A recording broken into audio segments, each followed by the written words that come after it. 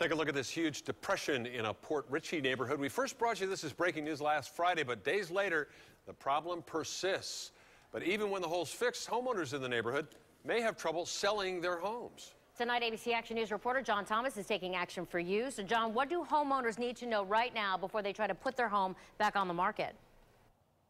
Well, the first thing that this homeowner needs to know right here is that the crews pulled out at 2:30 this afternoon, and they have finished filling that cavern of the sinkhole underneath that home.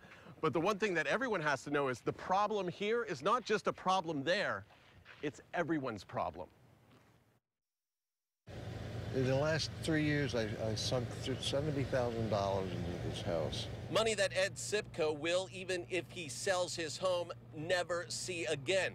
Because the moment this sinkhole opened up across the street on Neva, the value of his property and every other property here dropped. In the best case scenario, they've lost 10% of their value. Greg Armstrong has been a realtor in Pasco County for 38 years, and he says a sinkhole problem at one house is everyone's problem. Somebody sells their home, they have to divulge if they had a sinkhole in their property.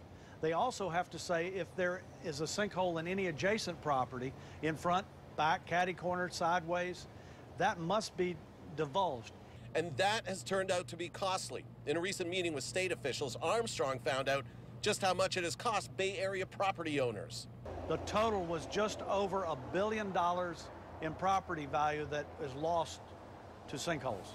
So best advice for homeowners, if a crew comes out like this one on Neva to stabilize your place, keep all the paperwork, the engineer's report and certification that it was fixed right. Because if you lose it and try to sell, you are sunk again. The property appraiser tells us approximately 50% of the value is gone. Gone?